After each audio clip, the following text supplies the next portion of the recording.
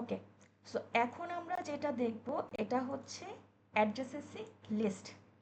So অ্যাড্রেসেসি লিস্টটা কি? এখানে আমাদের যতগুলো ভার্টেক্স আছে ওই সাইজের একটা অ্যারে বানাবো।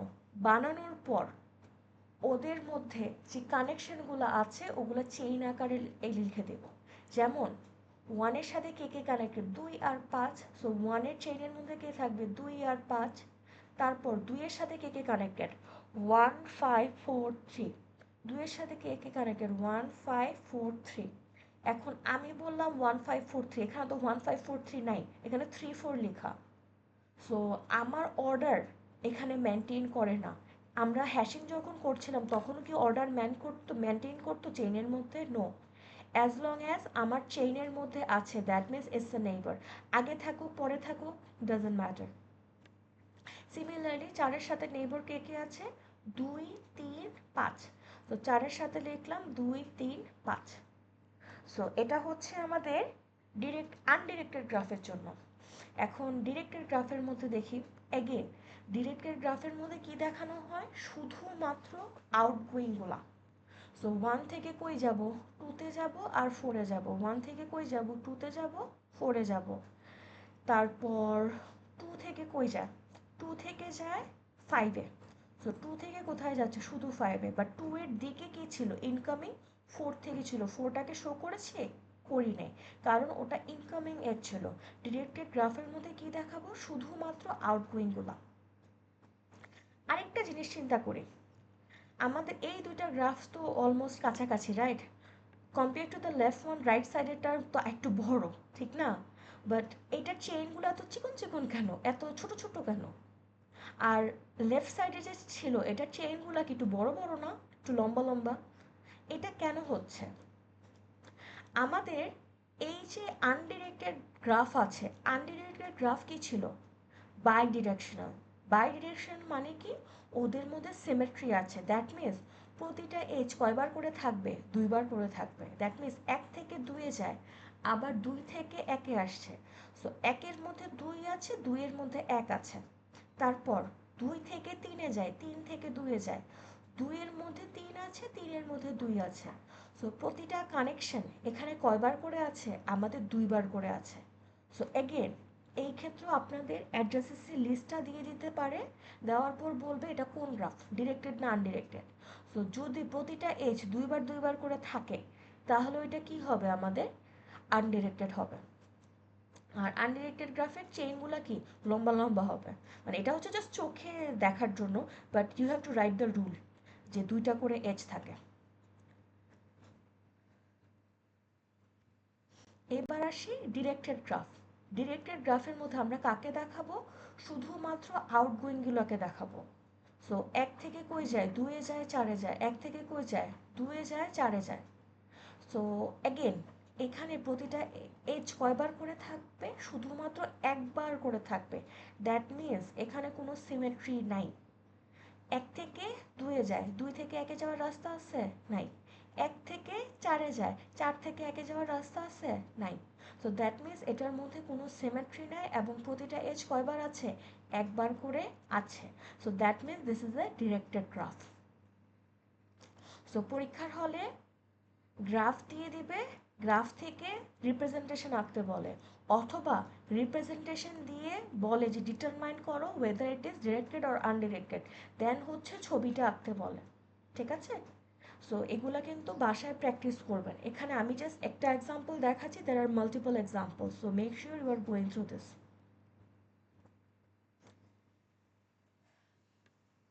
এখন একটু আমরা দেখি, এখানে এই যে লিঙ্ক লিস্টটা যে বানালাম, লিঙ্ক লিস্টটার মধ্যে প্রতিটা চেইন কি থাকে, এক একটা নোড থাকে না?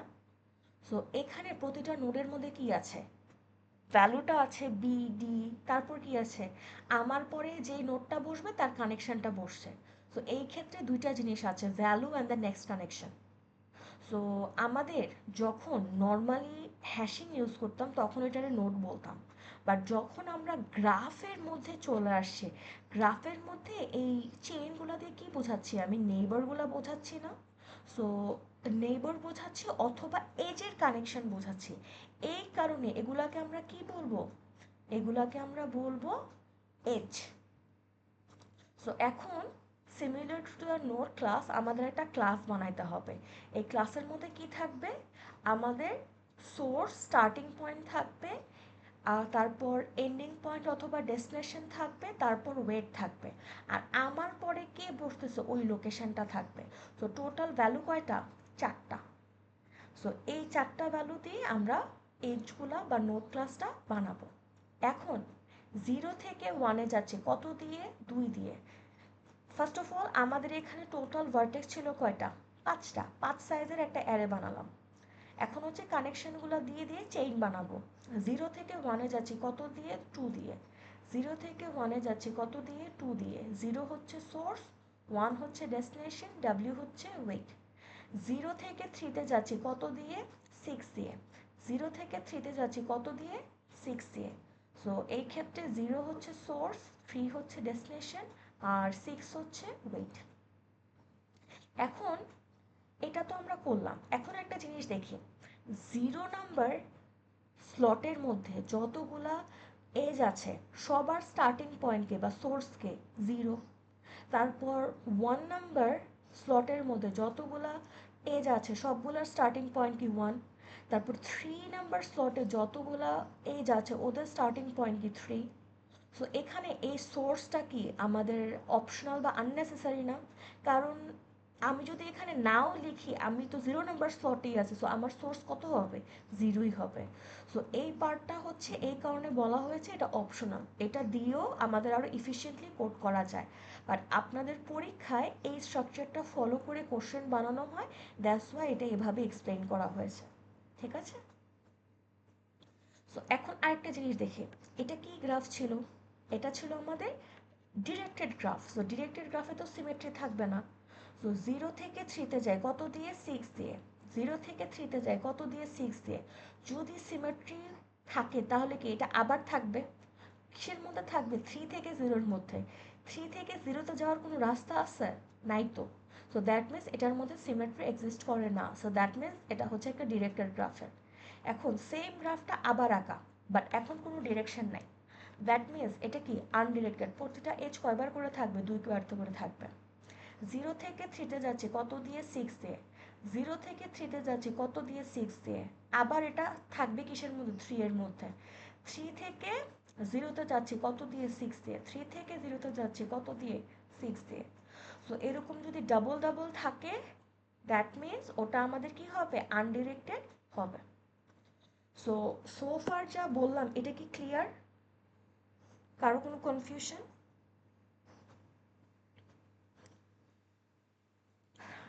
সো এখানে আমরা যেটা ছবিটা দেখেছি, এখানে আমাদের জাস্ট হচ্ছে এজগুলোর মধ্যে ওয়েট ছিল, রাইট, ভার্টেক্সের মধ্যে ওয়েট ছিল না। তো এজগুলো ওয়েটের জন্য আমাদের কিভাবে অ্যাড্রেসেসের লিস্টটা বানাতে হয় ওটা তো দেখলাম। এখন যদি আমার এক্সট্রা ভার্টেক্স থাকে, ভার্টেক্সের ওয়েট থাকে, তখন কি করব। যেমন এখানে দেখেন আমার ভার্টেক্সের ওয়েট আছে। সো টোটাল ভার্টেক্স আছে কয়টা, 8টা। সো 8 সাইজের একটা অ্যারে বানালাম। বানানোর পর এগেন অ্যালফাবেটিক্যাল সর্টেড করে নেব। সো এ কে ধরলাম 0, আর ওয়েট কত, 6। বি কে ধরলাম 1, তার ওয়েট কত, 3। সো 1 নাম্বার স্লটের মধ্যে 3 বসাই দেব। তারপর সি কে ধরলাম 2, তার ওয়েট কত, 1। সো এভাবে করে আমরা একটা অ্যারের মধ্যে যতগুলা নোড বা ভার্টেক্স আছে, সরি এটা নোট লিখছিলাম কেন, যতগুলো নোড বা ভার্টেক্স আছে সবগুলোর ওয়েটগুলো লিখবো। আর অ্যাড্রেসের লিস্টটা আরেকটা অ্যারে দিয়ে রিপ্রেজেন্ট করা হয়েছে। এটা একটু একটা ডিফারেন্ট স্টাইলে লেখা, বাট এটা আর আগের জিনিসটা সেম। সো যদি আপনারা পরীক্ষায় রাখেন, try to right this one is more efficient and more standard. আপনি যদি অন্যান্য বইয়ে দেখেন, বইও এই লিঙ্ক লিস্টের এই হ্যাশিংয়ের মতো স্টাইলই আঁকা হয়েছে। এই স্টাইলটা ইজ নট স্ট্যান্ডার্ড। সো এখন 0 থেকে বিতে যাই, 0 থেকে 1-এ যায় কত দিয়ে যাচ্ছি, 5 দিয়ে। সো 0 থেকে 1-এ যাচ্ছে কত দিয়ে, 5 দিয়ে। বি থেকে সিতে যাচ্ছে, দ্যাট মিনস 1 থেকে 2-তে যাচ্ছি কত দিয়ে, 1 দিয়ে।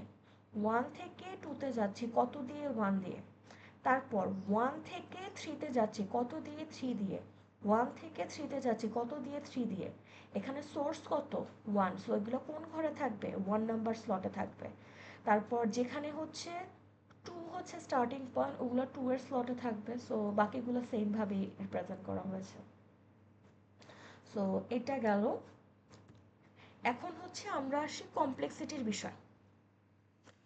সো আমাদের এই ছবিটা দেখি, এই ছবিতে যে অ্যারে বানানো হয়েছে, অ্যারেটার লেন্থ কত? আমার যতগুলো ভার্টেক্স ছিল ওই সাইজের লেন্থ।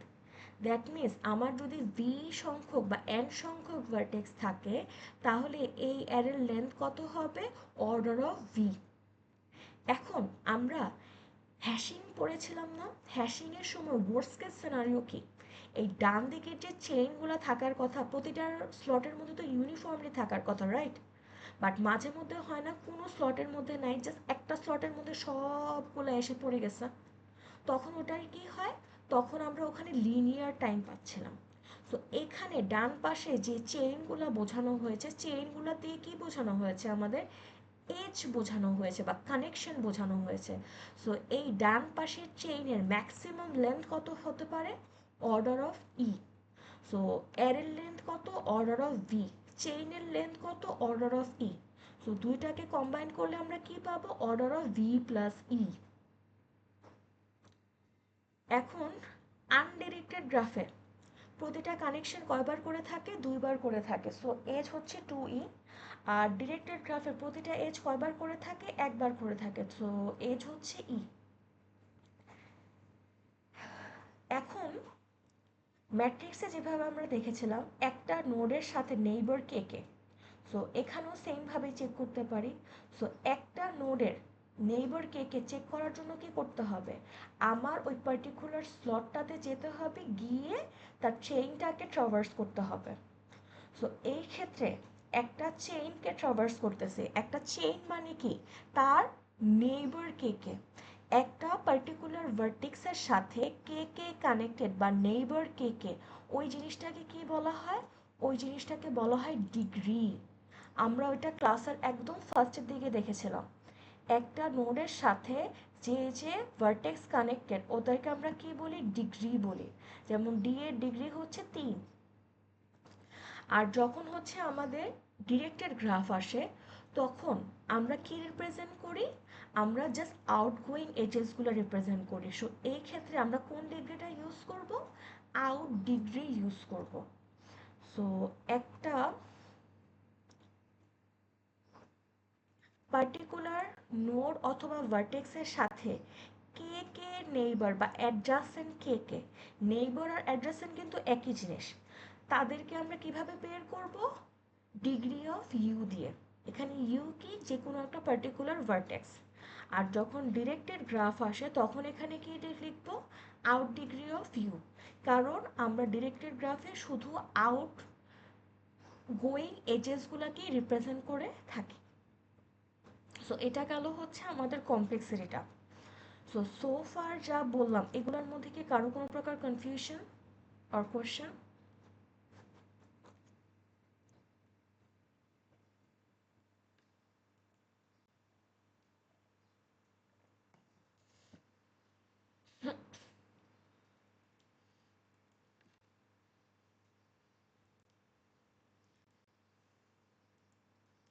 ওকে। সো আমরা তো গ্রাফের দুইটা রিপ্রেজেন্টেশন দেখেছিলাম, রাইট? একটা হচ্ছে ডেন্স গ্রাফ আর একটা কি, স্পার্স গ্রাফ। সো যখন আমাদের গ্রাফটা স্পার্স থাকে তখন কি হয়, ভার্টেক্সের তুলনায় আমার কানেকশনের সংখ্যা কম থাকে। তো তখন আমরা কোনটা ইউজ করব, অ্যাডজাসেন্সি লিস্ট ইউজ করব। কারণ তখন আমার চেইনগুলো কি হবে, ছোট ছোট হবে। আর যখন আমাদের ডেন্স গ্রাফ আছে, ডেন্স গ্রাফের ক্ষেত্রে কি হয়, আমাদের ভার্টেক্সের তুলনায়, নাম্বার অফ ভার্টেক্সের তুলনায় এজের সংখ্যা কি হয়, অনেক বেশি থাকে। সো এই ক্ষেত্রে আমরা যদি ম্যাট্রিক্সটা বানাই, তাহলে ম্যাট্রিক্সের প্রতিটা স্লট কি অলমোস্ট ফিল আপ থাকবে। আর ম্যাট্রিক্সের আরেকটা বেনিফিট কি, কনস্ট্যান্ট টাইমে ডিরেক্টলি অ্যাক্সেস করা যায়। সো এই কারণে ডেন্স গ্রাফের ক্ষেত্রে আমরা কোনটা ইউজ করব, অ্যাডজাসেন্সি ম্যাট্রিক্স ইউজ করব। এখন হোয়াট ইফ আমরা স্পার্স গ্রাফের জন্য অ্যাড্রেসেসি ম্যাট্রিক্স ইউজ করতাম, তাহলে সমস্যাটা কোথায়?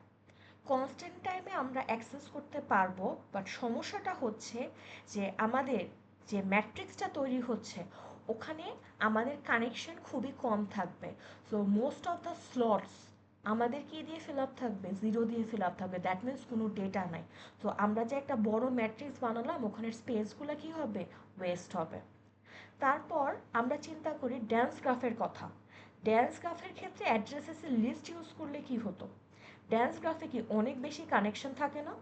সো আমাদের অ্যারেটা তো বানালাম, অ্যারের মধ্যে যে চেইনগুলো আছে চেইনগুলো কি অনেক লং হয়ে যাবে, কারণ প্রতিটা ভার্টেক্সের সাথে কি মাল্টিপল ভার্টেক্স কানেক্টেড। তো আমাদের চেইনগুলো অনেক লম্বা হয়ে যায়। So this is another issue, কারণ যত চেইন লম্বা হবে তাকে ট্রাভার্স করতে কি তত বেশি সময় লাগবে। সো এই কারণে হচ্ছে স্পার্স গ্রাফের ক্ষেত্রে অ্যাড্রেসেসের লিস্ট, আর ইউজুয়ালি ড্যান্স গ্রাফের ক্ষেত্রে অ্যাড্রেসেসের ম্যাট্রিক্স ইউজ করা হয়। এখন আসি গ্রাফের টাইপ।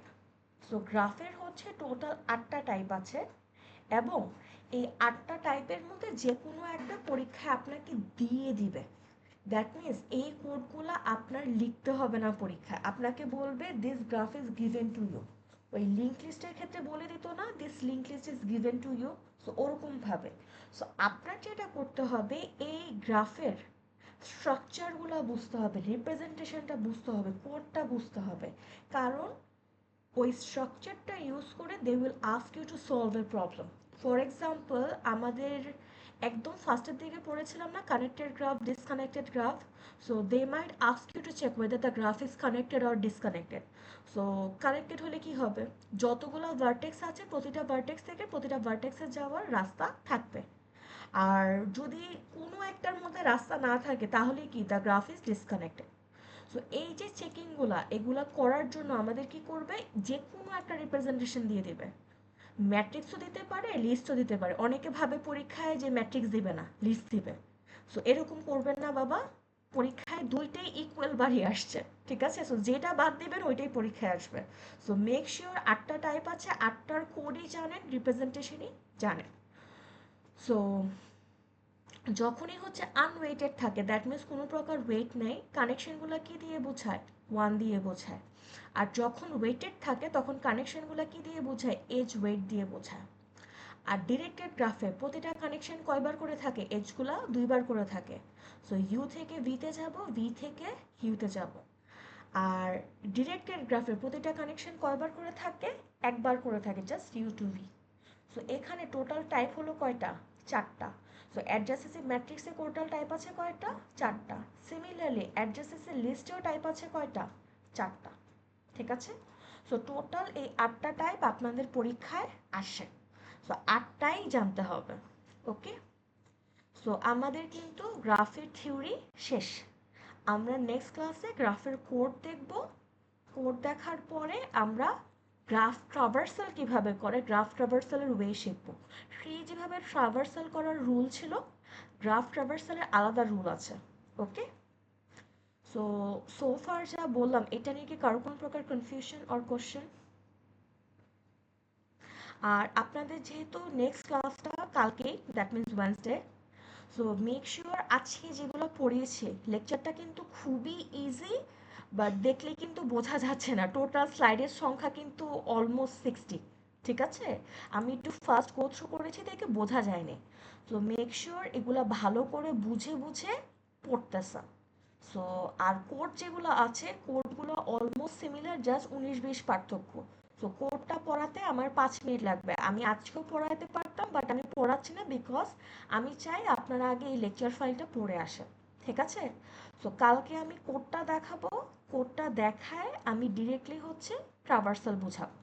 সো যারা যারা ইন্টারেস্টেড আপনারা চাইলে কোডের ফাইলটাও দেখতে পারেন, very easy and all annotated code. আর যেটা বললাম কালকের ক্লাস মিস দেবেন না, দোজ আর ভেরি ইম্পর্টেন্ট, কারণ ট্রাভার্সাল থেকে এভরি সেমেস্টারে কিন্তু কোড আসে। ঠিক আছে? কোড আসে বা সিমুলেশন আসে। So it will have something. ঠিক আছে? সো মেক শিওর কালকের ক্লাস অ্যাটেন্ড করতেছ। আর কারো কোনো প্রকার কোশ্চেন?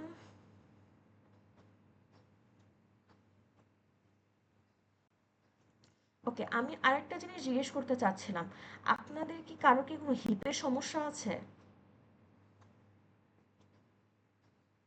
মানে হিপ বলতে কোমরের হিপ না, মানে হিপ ডেটা স্ট্রাকচারের সমস্যা আছে?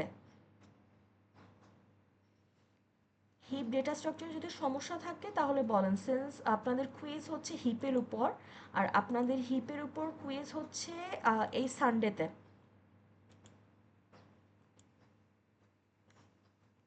ওকে, যেহেতু কারো কোনো কোশ্চেন নাই তাহলে আছে ক্লাস